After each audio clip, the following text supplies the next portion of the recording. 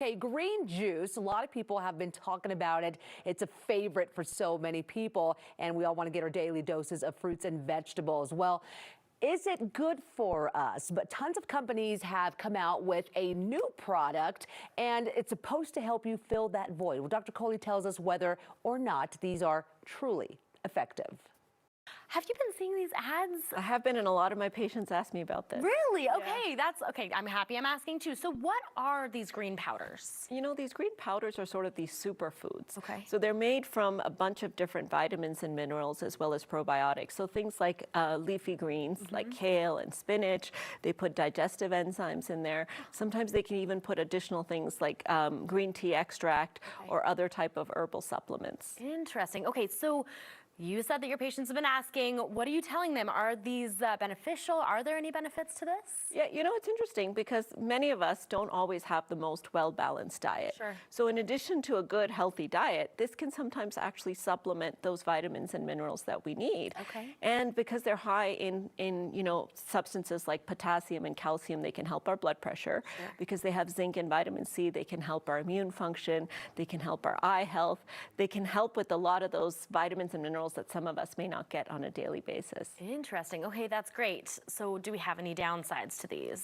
As always, yes. Okay. So part of it is that they're highly processed, right? You're not Sure. actually eating the kale, you're not eating the spinach, you're eating a processed form of it. So as you process it, you can lose some of those benefits, such as the fiber, for example, in many of those substances. Some of them can actually be higher calorie, or you end up mixing them in something that has calories or adding sugar or sweeteners to them. Sure. And those can obviously have drawbacks as well.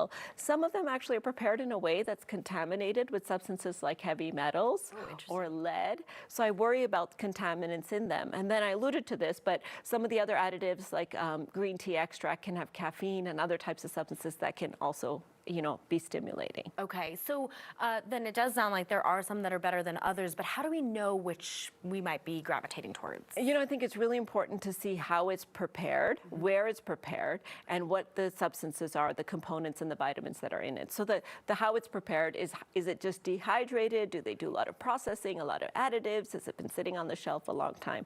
The where it's prepared, are there any that are more regulated than others? Right. Because if somebody is preparing this in a facility that's not regulated, you're not even entirely sure you're going to be getting the right types of things. Sure. And then what's in it? So if you're somebody who specifically needs certain types of vitamins or minerals, that's the one that you'll want to pick. Now, on the other hand, you can get vitamin toxicities. So you definitely don't want one that has too much of something you don't need, or other additives in it, like caffeine additives or sugar additives that might be, you know, not good for your health. Okay, so definitely reading the back and seeing exactly what's going on here.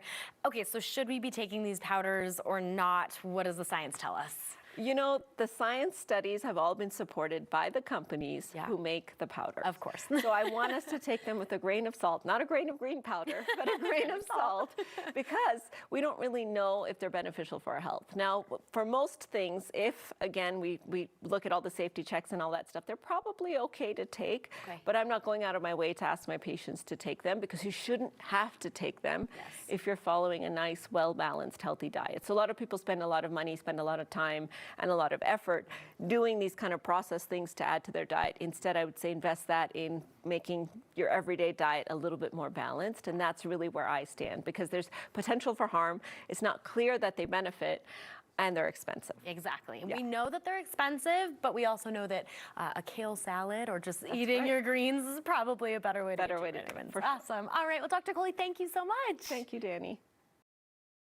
Make sure to email us your questions for Dr. Kohli. Just send your message to MyCOCO at 9news.com and put Kohli in the subject line.